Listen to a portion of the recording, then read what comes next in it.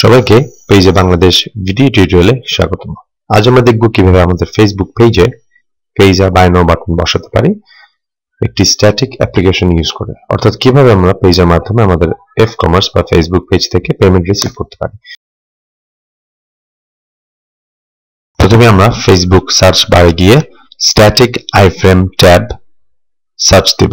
Static iframe tab search দিলেই আমরা দেখতে পাবো স্ট্যাটিক আইফ্রেম ট্যাব অ্যাপ হিসেবে এসেছে এবং সেটাতে ক্লিক করলে আমরা যেটি দেখতে পাবো তা হলো add a custom page tab to your Facebook page. এখানে ইনস্টল পেজ ট্যাবে আমরা ক্লিক করব।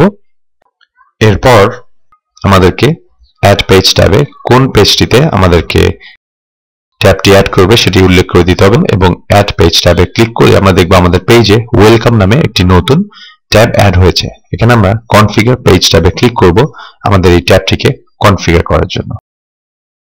এখানে আমাদের কিছু পারমিশনের প্রয়োজন হবে, যেখানে আমরা ওকে ক্লিক করার পর আমরা দেখব যে আমরা এডিট ট্যাব কন্টেন্ট পেজে চলে আসছি। এখানে আমরা কাস্টমাইজ ট্যাব কন্টেন্ট সেকশনে আমাদের বাটনে যে কোডটি আছে সেটি পেজ সোর্সে বসিয়ে দেব। আমাদের বাটনের কোডটি পেতে হলে আমাদের পেজে বিজনেস অ্যাকাউন্টে গিয়ে আমরা যেখানে আমাদের বাটনটি ক্রিয়েট করেছিলাম সেখান থেকে কপি করে কোডটিকে পেজ সোর্সে পেস্ট করতে হবে এবং এখানে সেভ সেটিংসে ক্লিক করে সেভ করতে হবে। এরপর আমরা যদি আমাদের পেজে গিয়ে ওয়েলকাম ট্যাবটিতে ক্লিক করে যেখানে একটি পেজা বাটন অ্যাড হয়ে গেছে। এভাবে আমরা আমাদের সাইটে খুব সহজেই পেজা বাই নাও বাটন তৈরি করতে পারি। এরপর আমরা দেখব কিভাবে আমরা আমাদের বাটনটিতে আমাদের যে প্রোডাক্টের ছবি এবং বিবরণ আছে তা অ্যাড করতে পারি।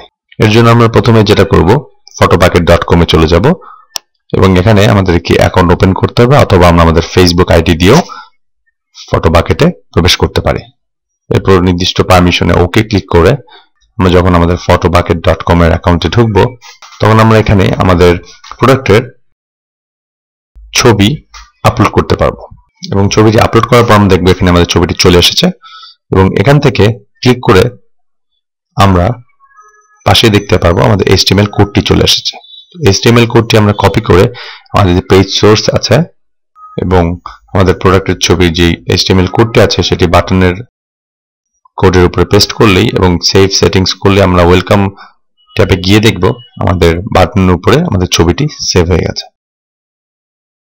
এরপর আমরা আরেকটি ডেসক্রিপশন অ্যাড করার জন্য পেজ সোর্সে যাব এবং এখানে আমরা যেটি করতে পারি আমরা left arrow capital B capital R slash right arrow দিলে এটি আমাদের কোডিং এ স্পেস হিসেবে কাজ করবে।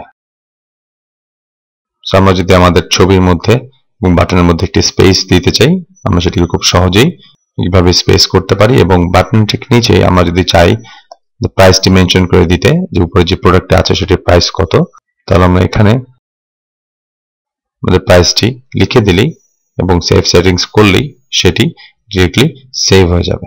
এখানে যদি আমাদের প্রোডাক্টের প্রাইসটি $75 হয়ে থাকে প্লাস ডেলিভারি আমরা সেটি এখানে কপি পেস্ট করে এবং রিফ্রেশ করে পেজে গেলে দেখব সেটি আমাদের পেজে